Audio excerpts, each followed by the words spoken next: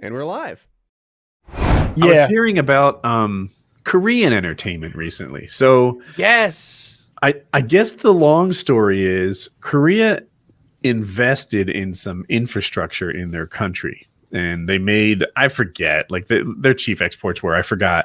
But they made a conscious decision like, you know what? I think we could do entertainment.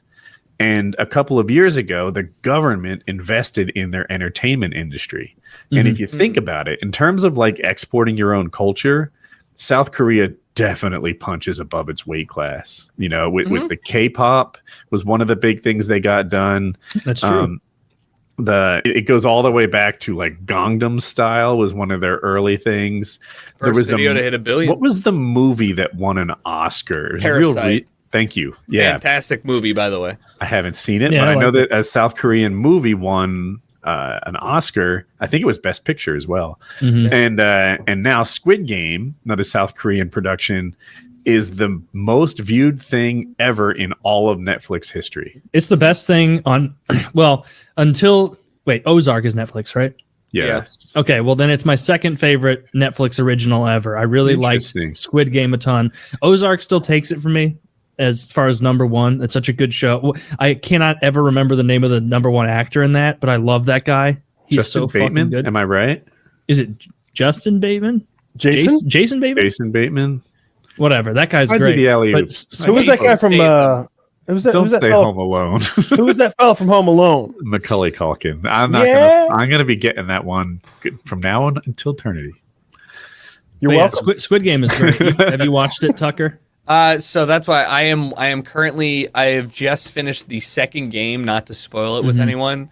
And I am eagerly looking forward to the rest of the episodes. I like it. I went in late, right? Obviously. But I think that I had very low expectations regardless, because the premise of it is not a very new one, but I'm liking it so far. And the actors are really, really good. No spoilers.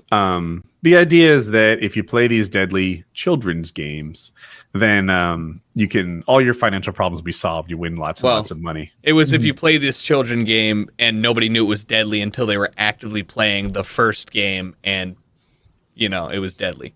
True. They handled that first game so poorly. The guy that wrote it, like, it wasn't a big stretch. He was broke. He was so super broke that as he was writing the they don't call it a script, the play. Anyway, as he was writing the thing, he had to stop because he sold his laptop for like food money. And then he got another laptop later and continued on with his writing. It went for years and nobody bought it. They all thought it was way too gruesome and they weren't interested in it. But Netflix, I mean, it is a really pretty fucking dark idea. Netflix wanted to get into this market though. Like they were actively trying to get into Korea for some reason. And for good reason, clearly. You know? Yeah, it turned out to be a really smart idea, but it wasn't because of getting into Korea, right? Like, so I guess Korean humor is way different. Like they watch The Office, they called this out in particular, and it sucks. They don't, like, we see a tyrannical boss with the heart of gold. All they see is a tyrannical boss who's very much like their own bosses. That's what they said. They see someone who's inept. I don't think of him as tyrannical, but that's what the podcast I watched kept calling it. Anyway, American humor doesn't do well in Korea at all. And so they needed like a Korean play, and they decided to make this South Korean thing and make it into reality. And Squid Game, nobody was buying it, but they had to change it. I guess the games were too complicated, and I'm glad they were simple. I think it's not a spoiler to this to say that at one point they played marbles, and the rules were, I put marbles in my hand, you guess odd or even. I get it.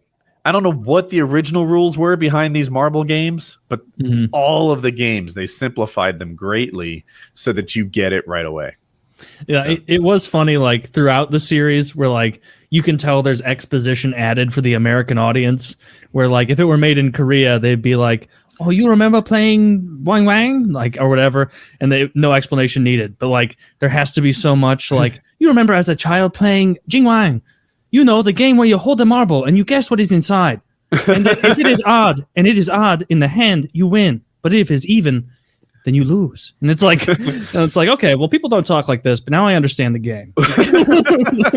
Yeah, I'm understanding what's happening. So it's great. I'm looking forward to it for you, Tucker, because you're gonna like it if you like what you've seen so far. Yeah, I mean, I think it's I like it when things. I like the juxtaposition between the kids' game and how just absurd everything is, and also how like somebody who wasn't watching with I was like, okay, so what happens when they what happens if they go back to normal life? Like, how do they deal with people like 200 people fucking dying, and then they're like, they have an island. Like, do you see how big this operation is? Like, okay, yeah, it makes sense. You know, honestly, like, she's like, you know how many missing women there are in the U.S. every year? And I'm like, okay, yeah, all of this makes a lot of sense. Yeah, fuck it. 200 people disappeared into the night and they're, you know, all gambling addicts. Great. This all makes sense to me. So I'm stoked on it. It should be good. It's really good. Yeah.